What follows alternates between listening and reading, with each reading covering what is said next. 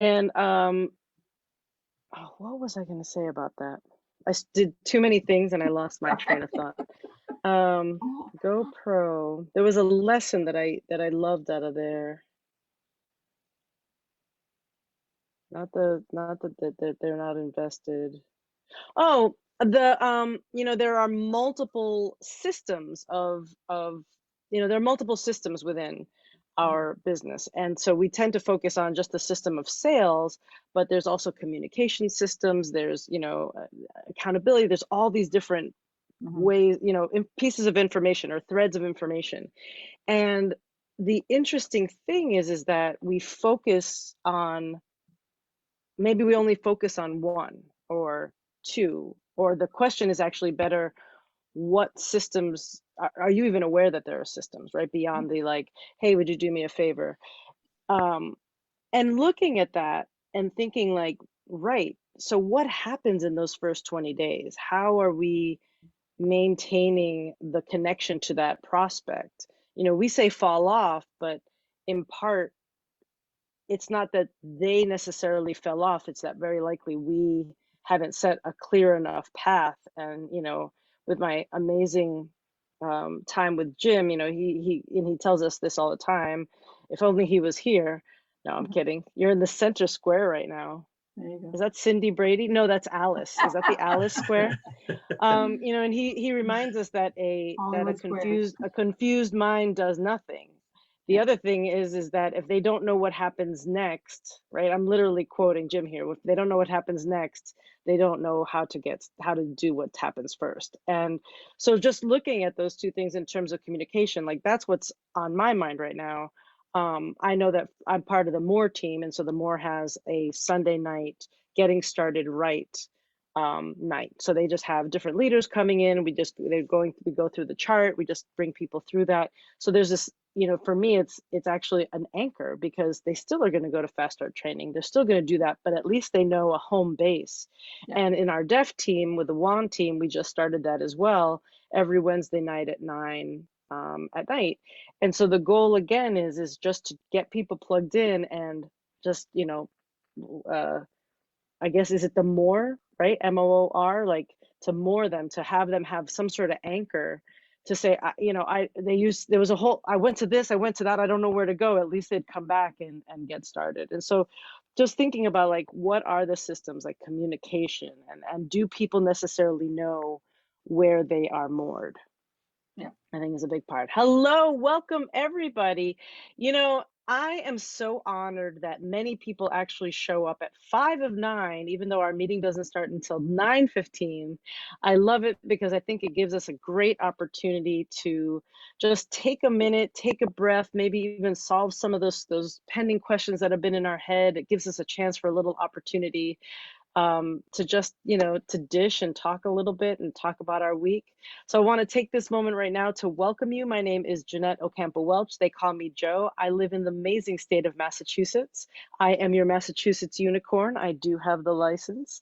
There are a few of us.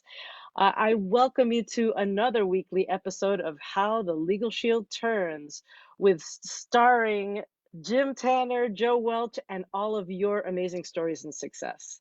I want to thank you so much for coming again. Tonight, we do not have a slide deck, right? Is that correct, Jim? Because we decided to, as you've seen, we're taking a couple different approaches to our group. And what I brought up in our weekly meeting is I wanted to talk about objections.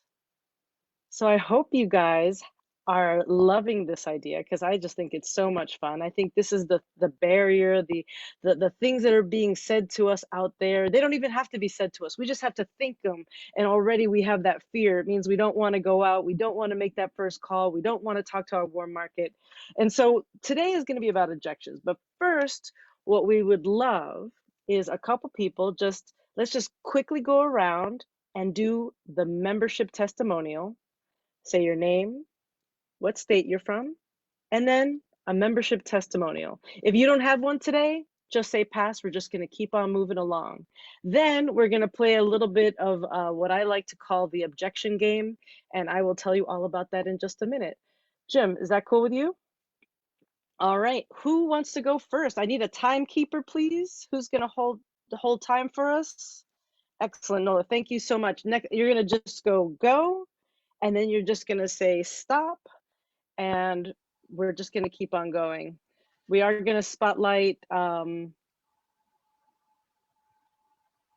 okay. Yep. So Amanda's just reminding me that I'm doing the spotlighting. I had asked her at another meeting. That's fine. I've got it. So who wants to go first with a new membership testimonial? And when actually, if you don't mind, just let the person start, and I'll just start the timer as soon as they start their story. Okay, that And then I works for don't me. have to say go. All right, Miss Holly. Miss Holly. Hi. So I have been dealing with a few lawyer issues with my brother, as I'm his power of attorney right now. And having Legal Shield has been so incredible because I've called the law firm more than 30 times in the last 3 months and gotten hours of consultation. And You're on mute. Can't hear you. Hi, something just happened to your sound. And we just lost her. Give it a second. Just my bag has been incredible. So we lost you at Oh no! power of attorney, calling 30 times, and then you went silent. And it looked like you froze a little bit. So why don't we go ahead and let you finish that story? It might be my connection. It's really bad. Can you hear me? Yeah. So yeah, I've called over 30 times, had hours of consultation, and just having so many attorneys here on Cape pull us in so many different directions. It's been so nice to have Legal Shield tell us the right answer and to actually care about us and our situation rather than just looking at us as a money bag has just been truly incredible.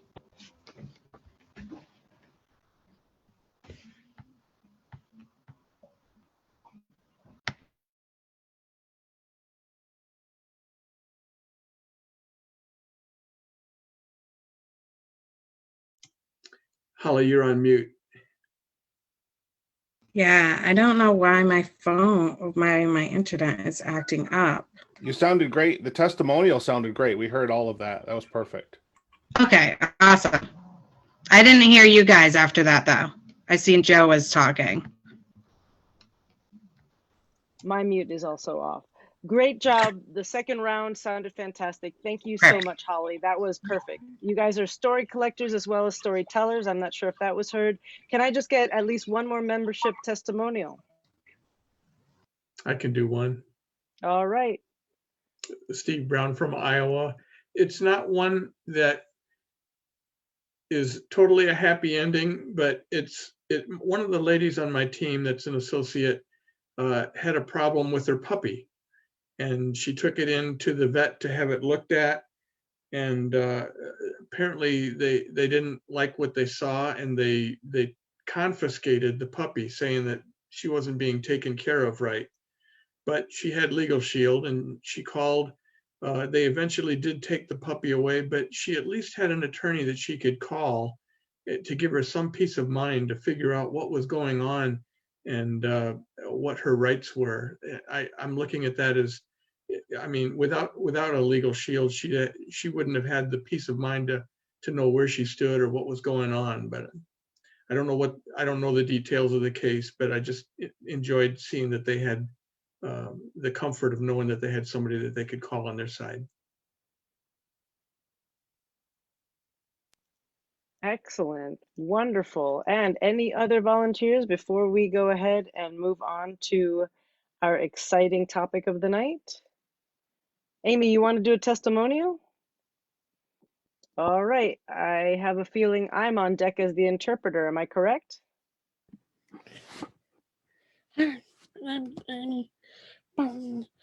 Hello, my name is Amy Mahoney. I used the member perks while I was buying my new car. I had a lease and I waived all the payments, and I happened to get an $800 savings on my new car because of member perks.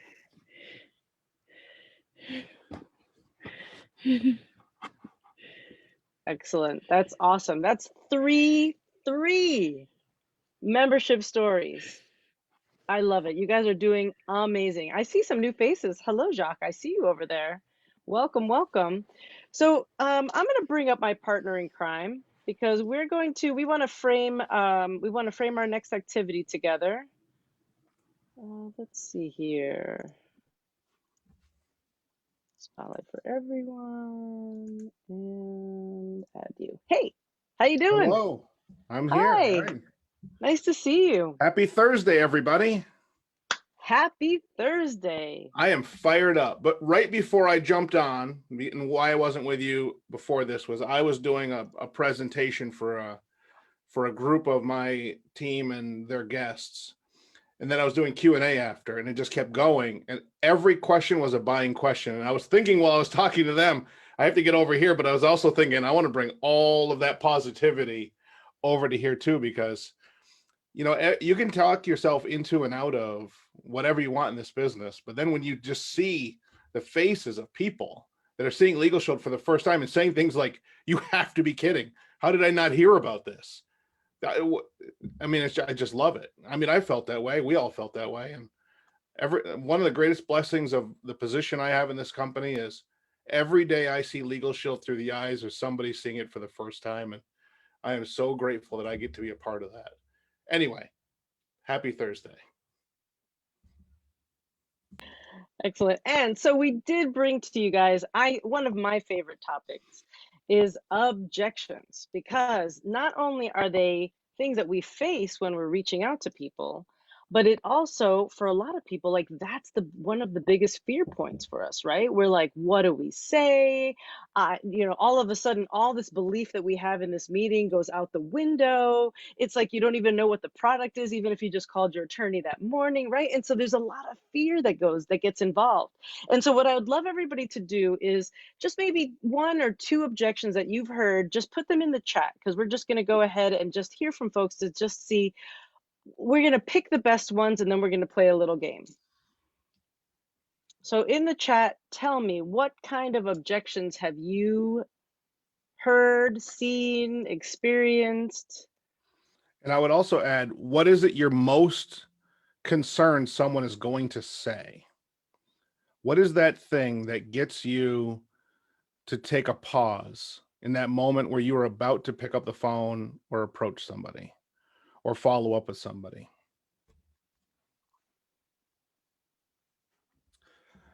And Nola Fennessy, if you're on here, you are not off the hook. You are the greatest producer I know in New England and maybe in the whole company. Right. And if you're on here, I want your help. We want to hear your voice too. Yes, ma'am. Okay. Here, I'm gonna do even one better. There you go. And while people Welcome are coming up with welcome to the stage. while folks are coming up with their additions to this, as an aside, Nola, I'm also the most optimistic person that we are entering into a post-pandemic open society. Joe knows this. I'm probably ahead of the curve in feeling that way. And all I can think about is someday we're going to go back to that hotel in Maine and do meetings. We're going to eat at that egg breakfast place. That day's coming. TikTok. Is that still there? It is still there. Change names, but it's still there. They can change the names. I can still find it. I know where it was. Okay, so we have some amazing things. And so for those of you who are new or not here or have never, you're not new because you started a year ago and we were already in the pandemic. One of our models in terms of meeting people is that we meet with other people in the same room. I know it's kind of hard to believe. And very often that happens in a hotel room. Someone has rented that hotel room. There's a presentation, a slide, like a projector, the whole nine, chairs, maybe some coffee. And so definitely the pandemic has shifted that for us. I am a big fan of Zoom, so I'm hoping that whatever we manifest coming down the pike is that we're going to do a nice combination. But I think we should definitely find the ways to find ourselves in each of the states, support each other, and get to meet people in person. So looking at the objections that have come up, feel free, this is what we've got so far. We definitely have the I don't have the money, right? So there's a money objection. We have I'm not good at sales, or I'm not a salesman. Of course, my family is an attorney. I like that. It's just like the whole family are attorneys. It's an MLM, and the scams tend to be in kind of in the same tone. And then people who are just like, I'm not interested, we're all set. And then from the associate side, I don't want to talk to my warm market. So I think you guys covered them all, right? Did we miss any? I think those are like the really good ones. Jim, what are we gonna do? What are we gonna put out there for our first one? Which is your favorite, to hear everybody and how they might address it? Well, the question is, how do you set the tone in a meeting where you can kind of build on this?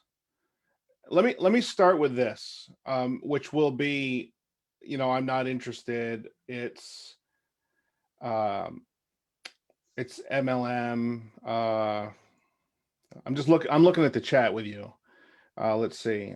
Actually, what I'm thinking is, why don't you hold on to those for the Okay. second part of the activity? Because what I want to do is, let's go with one that is probably most accessible to everybody. And what I'm saying here, and actually I'm going to unspotlight all of us. We're going to go ahead and go back to the group. And this is just, I do not want like a whole conversation. This is just for everybody, just a little quick, what would you say to that? So we're going to do the I do not have money, right? Someone says, oh, this sounds so great, but I don't have money. And then I'm going to say your name. You're just going to unmute yourself. I'm going to try to spotlight you, and you're just going to say one of your responses, the typical responses in your deck. If I pick you and put you on and you say pass, I will just spotlight you and move on to the next person. So nobody has to feel obligated to say something. But do you follow what I'm saying? So we're only doing the money objection right now. I would like everybody to say something. And I'm going to put the ringers at the end. So me and Nola and Jim, and I don't know if anybody else considers them a ringer, yourself a ringer, but I don't want to put you in that position. That everybody else, we're just going to go through, and then the three of us will be at the end, if even at all. So we just want to hear. So may I start with Lisa? You've asked me, you've shown me, and I say to you, yeah, but I don't have money. Well, what we can do is I always work with you so that we can come up with it. And I encourage you to make a list of all the people that you think that you would want to talk with. And I can send you some information you can share with them. And then when you feel that you have got, at least 3 to 5, or people that want to sign up, then let me know, and then we'll work through it together. And then, you will be able to offset that. Excellent. All right, Michael. Oh, you know what? This sounds great, but I don't have any money. You know what? I get that a lot. And let's come up and try to piggyback on what Lisa just said. Let's come up with a list of people. Let's get them in front of a presentation, and we'll see how many of those people are interested. And we'll see if we can get everybody signed up together at the same time. And that will get you the money to, get yourself going once you sign up as an associate. Thank you. Miss Michelle, you know what? This sounds great. I don't have any money. Well, have you thought about ways you might be able to get some money? Perhaps having a yard sale or selling some items that you don't use anymore, or do you have a family member or friend who could loan you the money until you can pay it back when you start making some money? Clifford, this sounds fantastic. You know what? I just don't have any money. Yes, when I presented this to people, I've heard a lot of people say that. And what the people who have become associates found out is that by working with the system that we have and our fast start ability to get you money in your pocket very quickly within the first 45 days, that you pay for the investment almost immediately. So if there's any way we can figure out how to get the investment today, we can figure out how to pay for it in the next 45 days. Jacques, I just don't have the money.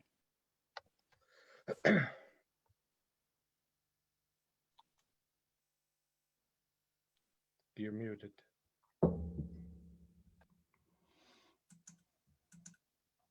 Jacques, are you able to unmute?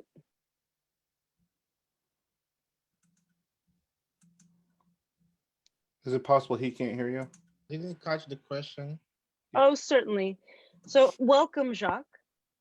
Thank you. How are you? I'm good. Fabulous. So we're talking about when we offer the plan to somebody, and then they tell us, I do not have any money. What would you say to them?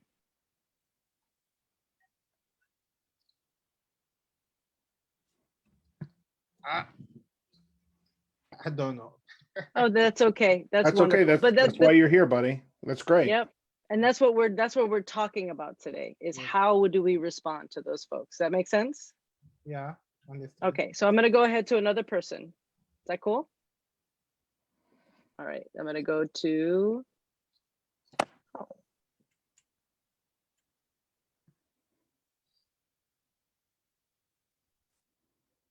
Holly. All right. Can you hear me? Yeah. Yes. All right, perfect. So for a membership, that's kind of where I get stuck, is like, I'm not sure what to say. For an associate, I say more, if that's something you're worried about, there are always ways that we can work through that. We can either use your first sale towards your associate fee, or work different ways. You know, I was taught that there was always a way of possibly paying for it and then having them pay it back once they start qualified. But yeah, that's how I would really word it for an associate. All right, wonderful. Call that the scholarship program, right, Holly? The scholarship program. All right, Michael. I don't have any money. Again? Oh, did I already do you? I'm so sorry. No worries. I will check in to see, is there anybody else who wants to go ahead and say something?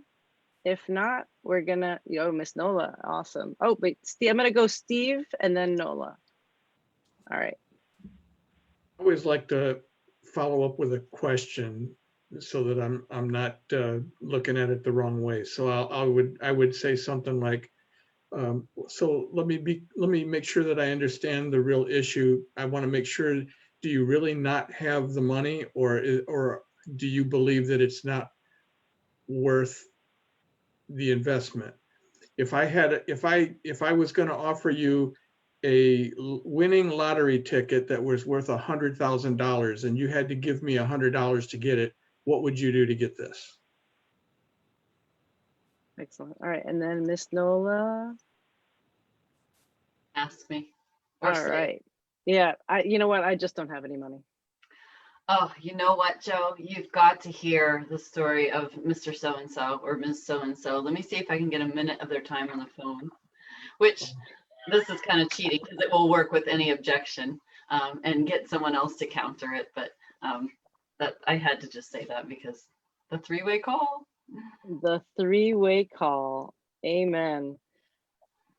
Well done. Woo, we got a lot of good answers. People are equipped. Were some of those responses new to some folks as well? I heard some new ones, right? The one I was going to bring in is actually more of a little bit of a strategy, is that if we are looking at an associate and you know what their game plan is, just saying, like, right now you don't have any money, but you're looking at this opportunity and you know that there's something here. I think that we can agree that there's something here in Legal Shield. And so, you're right. There's some risk to be taken, but right now we happen to be having this amazing deal, that is minimizing that entry fee, or maybe you just want it. And, $99 is, by comparison to a lot of these other companies, is actually a very reasonable startup cost. And, I think that it's more about, really digging into that game plan. All right. Great job. Great job. So Jim, I'm actually going to go ahead and bring us all up to the stage.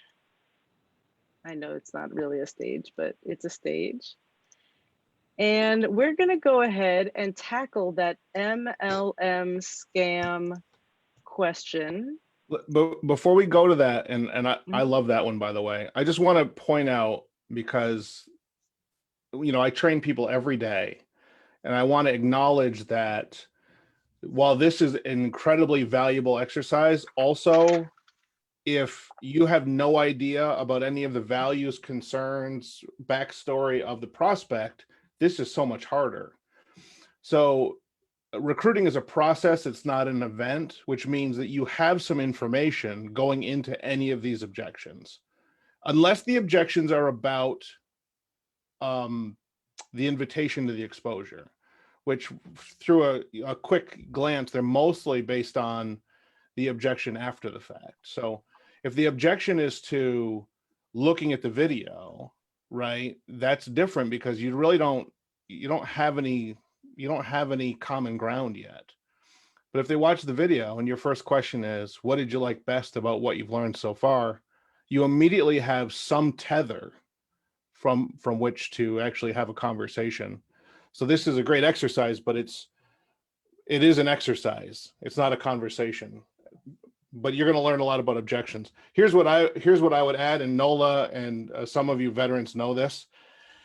If you can put yourself on their side so that it doesn't feel like a battle, you can say things like, you know, I know how you feel. Like, Joe, what was it again?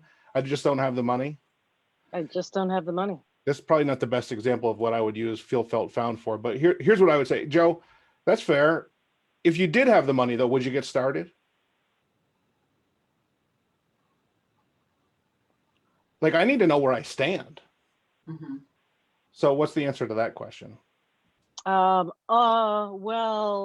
I mean, yeah, I guess if I had the money, oh yeah, you know, I'd Okay. totally start. Yeah, that's where I was. And, you know, I know how you feel, because when I saw this for the first time, now I'd been a member for 10 years, but I had never seen the business. I was looking at businesses. I was trying to figure out what business I could start. And some of them were like 50 grand. And, you know, I read Rich Dad Poor Dad, and he said, go buy a building. And I had a 500 credit score. So I know how you feel, to feel like I just can't get started, because I felt that way too. But here's what I found out. It was more when I got started, $249. It's less now, but still, if you don't have the money, any amount of money is too much. But what I realized was I can't change my situation from where I am. Like, I can't just stay where I am and expect everything to change around me. I have to take the action. So if you truly believe that this is an opportunity for you, and I don't know if it is, it's right for me, and I'm biased. And I would love it if it was right for you. I'm here to help you figure out if it is. But here's what I know. Whether you do this or not, you better do something, because you don't have $99. And this is America, and you're an adult. And I'm saying this from love, not so you feel bad. I want to help you do something, so that the next time you need to take advantage of an opportunity, you don't have to say that again, because I've been there. Now, how hard I'll hit that is going to be based on how comfortable I feel with that prospect. But my best friends have gotten the brutalist version of that. You don't have to do this, but you better do something, is what I say to people I've known my whole life. People I went to high school with, I say, you don't have to do Legal Shield, but you need to do something. You got kids. What are you doing? So it just depends on the relationship, honestly. Also, you know, I've made almost $2 million doing this. I have a bit of authority, but you can always three-way me in, and I'll say that to them for you. Okay, next one, MLM. Well, and what we're bringing this to is again, this goes back to the conversation with Jim, is that right now the strategy we're using in terms of the kind of this exercise is, if this were to come up to you and you were to then have to respond to it. But actually, Jim wants to bring us around to a different way of approaching objections. That's right, which is to weave them into the presentation. Ultimately, the objections you most fear need to be addressed while you're presenting the membership. or you're inviting, right? So if you most fear them saying to you that they don't have the money, say, listen, I understand money's tight, and that's why I brought this to you. If you think the objection is, I don't want to jump ahead, but they don't have the time, people are busy, I say, listen, I know you're busy and I'm busy too, and that's why I wanted you to see what I saw. So if you can weave it into the invitation, if you're doing the presentation, weave it into the presentation. What Nola and Joe and some of the others, Michael, Lisa, people that do group sales know that we were taught by Mike Riches and other masters. You put the objections in the presentation. That way it's not confrontational when those inevitably come up, because you already addressed it before they could bring it up. And now it feels like you're on the same side of the table as them, and you're an advocate and an ally, not their opponent. And it works on recruiting too. Sorry, I kept going. I just get excited about this topic. I'm excited about this topic. I feel like you're kind of chomping at the bit for the MLM scam objection. No, this is caffeinated, and I said I wasn't going to do that at night. That's the problem. You can turn it into excitement for that objection if you want. Did you want to address? You can just go with it. I want to hear how everybody else feels about network marketing. Okay. Do you want to hear their response to it? Yeah, I think Okay. if we're afraid of this, or we're concerned that we're going to get this objection, we better know what we're going to say when it comes up. We can't pretend it's not going to come up. So we better know what we're going to say when it comes up, because that's what people do that are successful. So we're going to do the same exercise, right? I'm going to remove the spotlights, and I'm going to ask folks just to give me a little hand to know if you're willing to take the objection of this is an MLM, this is a scam. Who is willing to go first? All right, I'm going to start with, I see Steve, Michael, Nola.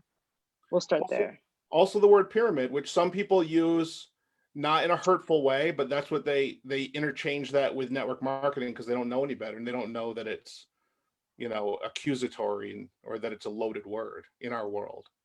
Okay, so Steve, you've just shown me oh my God, is this one of those, Steve, is this one of those pyramid scam things, those network, what is it, MLM things? I don't want to be a part of that.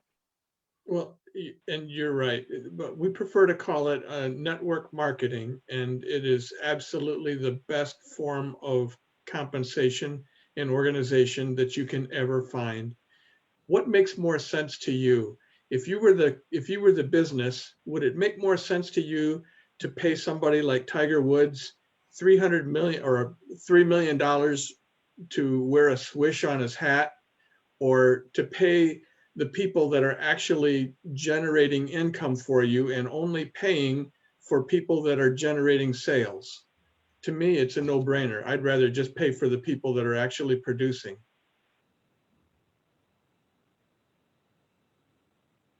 That's good. I lost Joe. You're muted, Joe. I'm muted? How did that even happen? Thank you so much, Steve. Excellent. Now, Michael, were you a hand raised as well? Sure, why not? Oh, okay. I need to write it down because I get lost. There's so much good happening that I get excited and I get a little lost. Hey, Michael, you know what? Oh my God, why do you keep calling me about this scam? I'm tired of people always calling me about this pyramid thing. I'm not going to give you my money. What's going on here? No, that's fine. And you know what? It is, direct sales, and there's good companies and there's bad companies out there. And our company just happened to be rated, in the top 5 of the direct sales companies last year. And did you realize that direct sales is a $183 billion industry? And there's more women that make $100,000 and up in direct sales than any other industry out there. I'm going to give Michael some extra brownie points for throwing women into that stat. Nicely done. I was thinking the same thing. I know, brownie good points. Job. Yep, total brownie points. I know Nola had her hand raised, but I wanted to see if anybody, Clifford, you want to go ahead too? Sure. Yeah, so hang on a second, I want to spotlight you. I told my mom and she told me it's one of those scams. What are you trying to get me into? So a scam. So if it's warm market, I'm going to ask questions to get more information and make them defend the statement. because a lot of times it's just a throwaway excuse to try and not do anything. And I owe it to them to get them to a decision on whether it's right or wrong for them, not just throwing it away. So I would say something, well, what about this? Do you think is a scam? Do you really think and if I know them well, I would say, do you really think I would try to get you in a scam?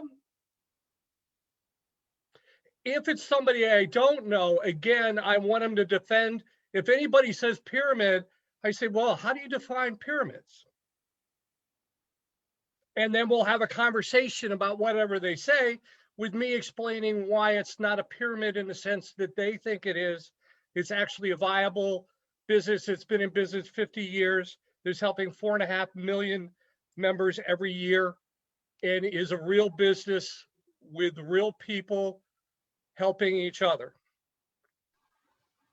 Excellent, excellent. All right, and now let's get Miss Nola. Good job, Clifford, by the way. Yeah, Thank excellent. you. All of these are excellent. What I like is the posture, Cliff. Yeah, right. I'm controlling the conversation. If you're going to make wild accusations, I need to defend that. And the easiest way is to make them define it. Yeah, I'm not sure if I need to go, because I definitely think that you did a great job, Clifford. And that's what I do. I just ask a question, try to take those defenses down by just truly showing interest in what it is that's bringing them to ask or to say that.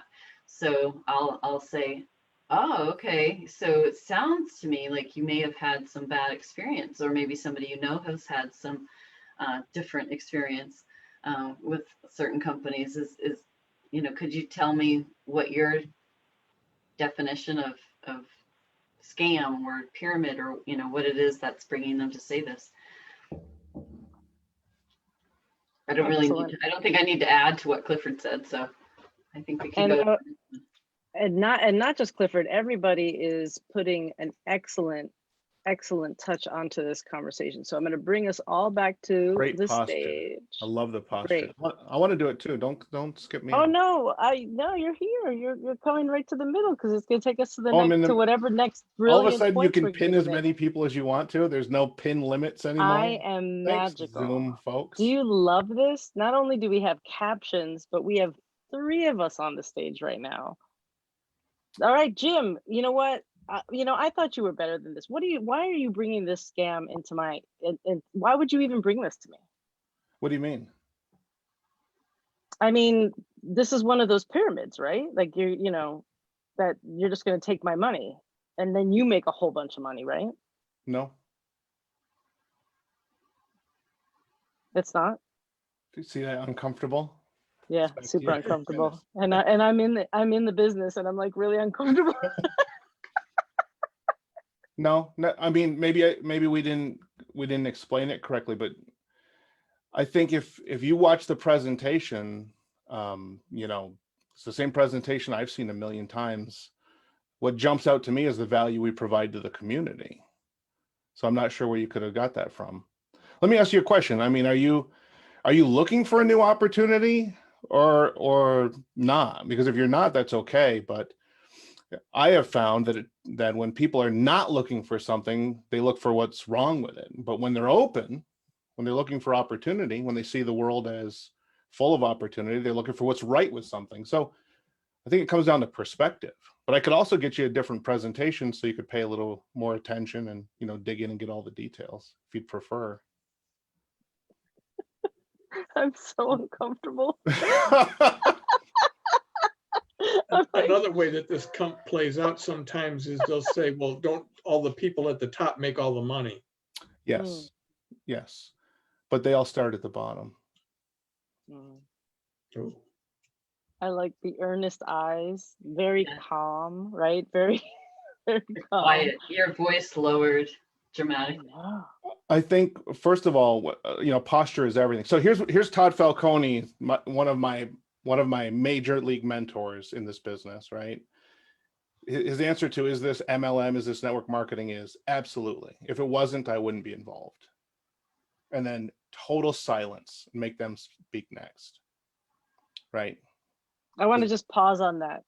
Even though I'm speaking in the space that's supposed to be total silence, total silence. Total silence. Here's why. My wife should give this training because she's been in the car, in the room enough times to know how this goes. The top recruiters don't recruit everybody. The top recruiters recruit the people they want to work with. That's why they get up every morning energized to keep doing it, not to battle people that they don't want to work with. So in that moment, I'm evaluating, do I want to have a conversation with this person on a daily basis? And if the answer is no, I'm trying to politely, while protecting the brand, get off the phone, not turn the conversation around. I think too often we have like 5 people that we think would be perfect for this business, and then we just want to convince them of that. But that's not the business we're in. We're sorting. And if we're convincing instead of sorting, we're amateurs instead of professionals. And professionals are interviewing people for their team, not being interviewed by the prospect. 2 very different things. Absolutely. Drop That them. was, yeah, I know, right?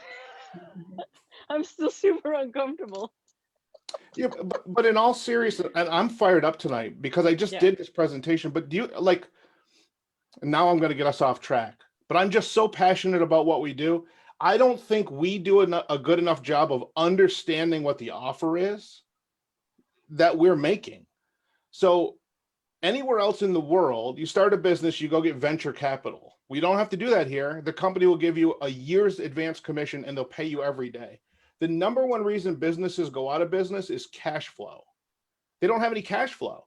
They invoice people on the first and they get paid 60 days later after they call those people 12 times and send them letters. And so they go out of business trying to pay their bills while their customers don't pay their bills. We get cash flow every single day, 7 days of the week. We get advanced a year's commission, no interest charges, no credit check, right? That's available to every single one of us. So who's interviewing who? It's $1 billion company. It's a company where there's a multi-million-dollar division that makes sure the apps work, the websites work. We've got autoresponders, landing pages, payment processing. We've got a nationwide network of attorneys. We have fraud specialists. So we don't have to, we're not the service providers. We don't have to do that part. I mean, it's just this incredible offering that we bring to the market where the only question is, what dream did I just wake up in? This has got to be too good to be true. So the first thing I would say to everybody is when we're teaching about how to overcome objections is make sure you want to overcome the objection. Maybe you don't want to work with that person. Maybe they don't belong here with us, or maybe it's not the right time in their life journey for us. And I think that's a big switch, especially when we're getting started and we think we're aiming towards something, right? We're trying to get that first sale. We're trying to, we think we're trying to get that first something versus really focusing on the fact of how many people have you shown the product to, and that from there's going to be people who are going to want it.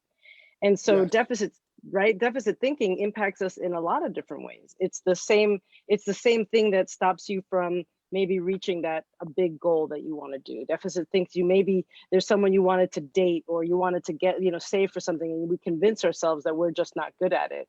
We are belief brokers, right? That's what sales is that I believe in something and I'm going to transfer that belief to you. But if I also believe or doubt that that MLMs are somehow negative versus positive, if I believe that there's something else, then when I'm transferring that's going to come out. If I don't believe in myself, if I don't believe in my company, if I don't believe in my team, if I don't believe that I'm worth earning money for hard work.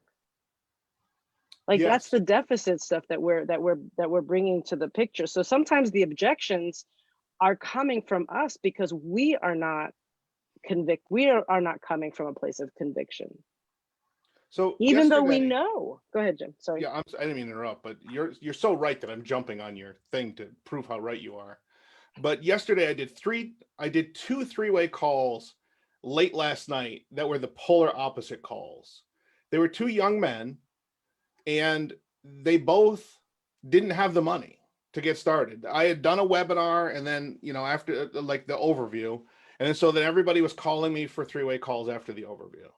And so these 2 guys I talked to, one right after the other, and the first one didn't have the money and had no interest in solving that problem. And then the second one didn't have the money, and all he wanted to tell me, to assure me, was he didn't have the money, but he was going to figure it out.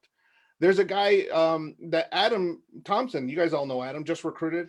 And, you know, he's dealing with, he had a felony like a whole, you know, a long time ago when he was a kid. It's a no big deal thing, but it's a felony. And he's sending the company every document they could ever need and just doing everything they could ever ask for, and just happy to have a shot. And then there's people who are like, you know, all the stuff I'm seeing on the chat that you guys are dealing with. I don't necessarily think I'm better at overcoming those objections. I think I'm less inclined to engage in most of them, right? Like, I'll get back to you when, right? Who, you know, but let's do some more of those, right? If everybody wants to stay around, I had caffeine, so I'm good. So what we're gonna do is, it is 9:58. It sounds like Jim's raring to go. I'm happy to stay for a little while longer. If not, what I want to just remind you is that we are on week 2. We do have a promotion right now happening, double points for, right? Is that for everybody? Double recruitment? That's for the teams. Oh, that's for the team. So sorry. We do have a conference that's coming up in April. Remember that one of the strategies we're doing here on our Thursday nights is that the final week of the month, we're going to do an open house. So keep that in mind. New England Super Saturday is this Saturday. If you have not registered already, please register, because they really, really, really want that. And so please do. We have the most amazing Elizabeth Gardner, who's been leading the charge with Ladies of Justice. And so you don't want to miss her. She has a lot of institutional memory. She also was married to an amazing man who passed, who is John, who tells us that we're not thinking big enough. And so we definitely want to hear from her. And so just that friendly reminder, if you guys want to stick it out, you're more than welcome to. And I just want, if not, I want to thank you for coming, and we'll see you next week. But for those of you who want to play around in the objection sandbox, we're gonna mess around for a little while longer. So thank you. And I'm gonna put that back in your hands. Jim, what do you want to do? So I think another one I saw was that, you know, I'll get back to you, and that was from Steve Brown, and that's another great one, because again, it depends on where that was. I'm going to do a training for those who stick around in a second, but maybe Nola, you want to jump in on this too. But I'll get back to you about what, like about seeing the video. I'll take a look at it whenever I feel like it, and then I'll get back to you. So if you can create a parameter, that's why I'm calling on you, Nola. I'll bet you're really good at this, like creating a parameter around when they're going to see it, so that the follow-up is built into the exposure, right? I like to get them laughing, because I'll say, and they always give me a better answer than I expected. I'll say, okay, great. Do you need a day? Do you need a week? Do you need a year? Maybe a decade? And just get them to laugh. And you know, they'll say, oh, no, I can do it this afternoon or tomorrow morning, first thing. Because it's just like Jim is saying, you know, you can, if you can detach yourself and you're sorting. I want to know if they need a decade, then great. I'll put them in my calendar for a decade later, or maybe I'll put them in for several months or something. So I won't even remember they said a decade, but you got to sort, and you got to build it into something that you're used to. After a while, you'll hear the same things over and over. So don't ever be thinking, oh, I wish I knew that before or whatever. None of us did either. We've just been around enough, doing enough, hearing the objections. So then you get comfortable and you steal from other people. So you know, it's good to be a copycat. Just make sure you're copying the right cat. And also, I've learned, copy the people that you can most relate to their answer, if it feels like you can make it your own. And I just love when Jim just paused and just said, no. You know, because I try, my husband's like that. There's nothing coming out of him that, you know, he's like the CIA lockdown vault. So like he's not going to give. And that makes the other person have to give, which is usually me. But from being on that other side, I understand the power, and how Joe got so uncomfortable was just, you know, she'd be on the other end of the phone most likely in this scenario, so she's not going to have to show it. But just the pausing and all of the ways that we learn how to deal with these, it's going to come. You don't have to worry about always knowing the right answer, because there's always a three-way call too. Yeah, absolutely. And you know, and maintaining control. So you're keying in on the pause, but there's a lot of ways to maintain control. Like I had a call today at noon scheduled. I called the guy, and this was supposed to be the follow-up after he watched the video. So we'd scheduled this. So I called him and I said, "Still a good time for you?" He said, "Yeah." I said, "Great. You had a chance to watch the video?" He said, "Yes." I said, "Awesome." I said, "What did you like best about what you've learned so far?"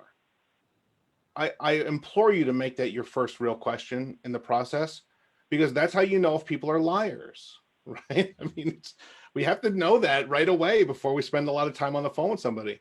And his answer told me immediately he hadn't seen the video. So I said, "Listen, it's okay that you didn't watch it, or that you don't remember it if you did watch it, but this whole conversation is based on that material. So what would you like to do? Do you want to jump off the phone now and watch it and then call me back? Or are you not interested?" And then that's it. And he called me back 30 minutes later. You know, you guys know it's a 30-minute video. And I didn't pick up because I was on the phone with somebody else. And then he called me back another 30 minutes later and I talked to him.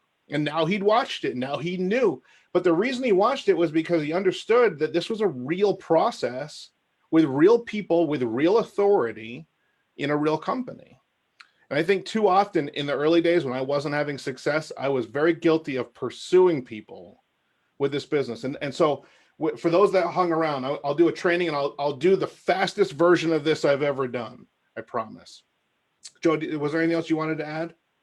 No, I'm actually going to make a little room for you on the stage so we can give you our undivided attention. And actually, I did not have caffeine. If I did, I would stay up until the morning. I wouldn't go to sleep. So I'm going to hop off as well. But I thank you all very much. And thank you, Mr. Tanner. Thank you, Joe. Nola, thank you for your leadership. Thank you. Thank you both. We'll record this for you, I hope. It's on Facebook. Thank you. So when you look at your business, when it comes to recruiting or just prospecting, memberships and associates, but I'm going to really focus this on associates, right? Because that's kind of what I do. There's really four categories. A, B, C, and D is how I teach it to my team. There's the A category, B category, C category, and D category of prospects.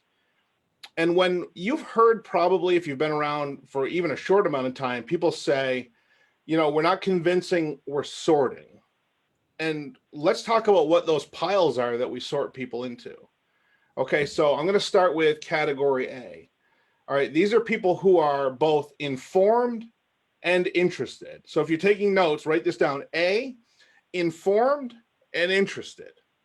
So here's what that person is. So however you are comfortable doing this, you are inviting somebody to learn some information, right? So you invite them to a Zoom, you invite them to watch a video, and they watch it or they attend the Zoom and they pick up the phone when you talk to them. They're informed because they were on the presentation. So if you send them a video on prospect, you see that they watched it. If they were on Zoom, maybe it's a little bit more of, you know, what did you like best, to figure out if they were actually on there the whole time or not. But either way, a category A is someone, you know, they saw the information. That's informed. That's a real exposure. And they're interested. So now they've been informed, but they also are interested in what we do. Maybe they don't have the money. Maybe they're not sure. A lot of times they doubt themselves. A lot of times they've been excited about things in the past, and then it didn't work out for them for a variety of reasons. They didn't really have mentors. It wasn't a great product. It wasn't great compensation, whatever. I mean, there's so many people preying on our hopes and dreams on the internet. And when I got started in business, it was late night television, right? They would have a toll-free number and they'd give you a great pitch on TV, and then you'd get a kit, and maybe it was $100 or whatever. You get this kit, but you never really did anything with it. And like I had the SMC, Specialty Merchandise Corporation stuff at flea markets and stuff. And the only people who made any money was SMC. I never made any money doing that. So there's all these people preying on our hopes and dreams, and more now than ever on the internet. So maybe they doubt themselves, they doubt us, but they're both informed and interested. That's a category A. That is the prime prospect. They're exposed, they're interested, right? Let's talk about category B. And again, I'm just helping you to understand to sort these people so you know where they are. Category B is somebody where you're inviting them, and so they're showing interest. You might say, do you keep your income options open? And they say yes, but either you haven't yet invited them to an exposure, or you've scheduled one with them and they didn't do it. So category B in your sorting is someone who's interested, but they're uninformed. So they're interested in something, they're open, we often say. They're just not informed yet about what we do. And here's the mistake we often make. We will often try to shortcut the system of exposure and follow-up. And what we'll do in this moment, because they're just not committing to the video and watching it, they're not committing to the Zoom and participating. So then we swap out a presentation and we put in a conversation. And here's what that often sounds like. Well, here's what Legal Shield is. It's a little of this and a little of that. Here's what ID Shield is. It's this and that and a mobile app. And here's what the opportunity is. You can make a bunch of money and people have become millionaires. I learned from Mike Riches, and I'm so grateful for these words. I drove halfway across the East Coast to hear these words. I've often been at live events where I've sat in a seat as a student and said, this moment is why I was here. And at this event in Cookeville, Tennessee, Mike Riches said what I'm about to say to you. And I knew that was the moment I had driven all that way for. He said, don't ever mistake a conversation for a presentation. So what does that mean? That means a category B could become a category A, but don't shortcut the system because they are open. They're a great prospect. They're a great prospect, but they're not informed yet. So our job is to get them informed. Category C, uninformed and uninterested. This is a whole bunch of people in our lives. They haven't seen it. They tell us why they're not interested. A lot of tonight, this is why I wanted to hold you guys over for this. A lot of what I see in the chat is category C people. This is what you're getting from them. They don't know what Legal Shield is. So they're assigning their own bias to it. It's sales. It's MLM. It's a pyramid scheme. It's one of those things. If it worked, then why wouldn't everybody do it? Right? I wrote a whole book about it, and every chapter is one of those things that people that are uninformed and uninterested say. Now, can that person change? Yes. But you have to understand when you're sorting, okay, I have a category C person here. We will sometimes say, well, that means they're negative. And even I will be guilty of that. Are they negative though, or are they just uninformed? Maybe they're negative because they're not willing to become informed. Well, listen, you can swing a cat towards politics, the weather, or any other hot button topic and find people that are uninformed and uninterested in changing their mind. And Legal Shield's not going to be any different from that. But just understand that that's what that category is. Oftentimes our friends and our family, the people closest to us, the people we love the most are in that category. They won't see it.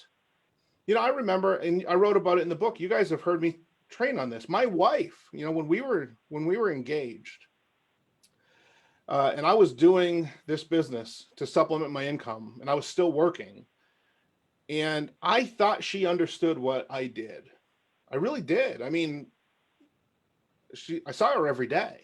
I left the house every day and worked hard at jobs I didn't like, that didn't fulfill me. And then I built this business around that. And I said, this business is going to get me out of these jobs. I thought she knew what I did, but only when she went to our convention, she went with me to Las Vegas to see it for herself. Probably because it was in Las Vegas, probably because it was, you know, winter here. And the reason I invited her was because I needed her to put it on her credit card because I didn't have any money to go. So I asked her to come with me. She saw it for herself and she was blown away by what Legal Shield is. And I was blown away. I'm sitting next to someone I live with, and I'm so surprised that she's surprised. I was dumbfounded that she all of a sudden, she was in tears in that arena at the opportunity that she learned about that day that I thought she had known about for months and months. That's a category C. That's somebody that they're just uninformed and thus they're uninterested. And I want you to know what this is, because that's someone that can become a B or an A, but they can also become a D. And let's talk about D. This is the fourth category. And the power of this training is to teach you to sort, not convince. As Mark Rich has always taught me, to poke them and see if they bleed, not poke them until they bleed. Okay? To expose people, not brutally hammer people, not beg people, not lose our posture. So here's category D. Category D, and this one hurts. I know it hurts. We don't think that this category could even exist in our perfect world called Legal Shield. Category D is somebody that's fully informed and they're still uninterested. Oh, Joe and everybody. Oh, it hurts. They've seen the presentation. They've been on the Zoom and they say, you know, this is just not for me. I want you to know that's part of the process. And for some people, it will never be for them. And for some people, if you do it right, that will not be permanent. Because if you take it personally, you create a permanency to that category D, often in the way you respond or the way you handle it. And sometimes that's being defensive. Sometimes that's trying to overcome what is not an objection. It's just somebody that just totally understands what we do and they don't want to do it with us. Hey, listen, maybe they don't comprehend the scope of the opportunity. Maybe they make a lot of money and have no time, but they still can't picture themselves with time. Maybe they have no money, and yet they can't picture themselves yet with money. I'm certain that really powerful, life-changing opportunities came my way before Legal Shield, but I wasn't ready. And the reality is, it was because I hadn't read the books. I hadn't had that moment at gunpoint in Providence, Rhode Island, where I had this realization that everything had to change. I hadn't had that moment where I just couldn't go back anymore. But when I was ready, opportunity showed up. When I was ready, the teacher showed up because I was the student. And so even though I probably passed on a lot of things, and we probably all have been category D in something ourselves, just understand that that's part of sorting.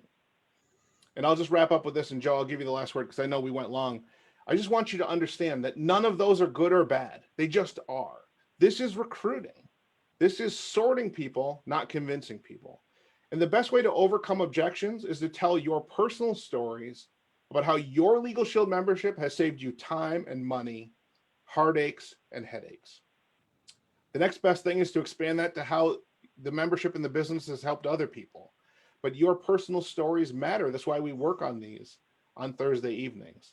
And your conviction for the membership is what overcomes a lot of that stuff, that stigma of network marketing and MLM. You know, outside of Legal Shield, it's the Wild West because they have products that are inferior and they have to justify higher prices. We have hundreds, if not thousands of dollars worth of legal services, and we have them priced at pennies on the dollar. We have the best of the best at the lowest possible rates. Everybody else has stuff, retail worthy stuff, Amazon competition worthy stuff, and they justify higher rates with special ingredients or a mystical story. A lot of those companies have a focus on just the compensation because they can't stand the scrutiny of the spotlight of focusing on their product or service. But our product is awesome. We help people every single day. There's people every day, including today, that stood up a little taller, spoke a little clearer, and went to bed feeling a little better because they're Legal Shield members. They're not worrying about what they're going to do or who to call or what's going to happen because their attorney is on their side. Identity theft landed at somebody's doorstep today, and their ID Shield licensed fraud investigators told them it's going to be okay and got to work on their account today. That's what we do. And yes, they pay us incredible income to do it at a high level. But at the core of what we do is this incredible service. You don't have to be ashamed of it. Be proud of it. Recruit with your chest out and your chin up, because to be an entrepreneur in America today is virtually a necessity. To be able to have control over your time and your life. I mean, what is your freedom worth? For $99, you get this incredible business, and you get, for most people, for the first time, total control over their life and their destiny, their financial future and their financial present. Joe, Back to you. I told you I was excited. I just love spending time with you guys on Thursday night. You get the last words, m'lady. Thank you so much. I know there's a lot of mic drops. I'm seeing people shout out. Absolutely. That was phenomenal. We are still streaming. Oh my gosh, the last word. The reason we are here with each other is because we made that decision. Now, the world, society, people, others, they may try to knock us off our feet and make us doubt our good decisions. But the reality is that we know this was a good decision. And I trust you. I trust you that you come and you show up every single week, and that you want to listen to Jim, you want to listen to me, you want to listen to each other, and that you want to make a difference in your business. So that's part of the equation, is that when we hold back from sharing, when we hold back from telling somebody and making that difference, we're doubting ourselves that we can actually do that for somebody else. And you actually have the tool. You literally have the tool that can change somebody's life. And it's not hyperbole. And it's not an anti-aging serum. It's actually something that's going to give them value every single day. And with that, I leave you and say, I trust you. And I cannot wait till next week. I don't even know what we're going to do. It's going to be a surprise. But I know we're going to find something awesome and wonderful. And I just want to thank each of you for your expertise, for your insight, for your comments. For those who are quieter on the set, don't even worry about it, because we know that you're here. And if there are things that I can do better in terms of engaging you, certainly feel free to reach out. Also, as always, Jim and I are at your disposal. We are at service for you, with you, and just keep killing it. Keep doing a great job. With that, good night, everybody. We'll see you next week. Good night.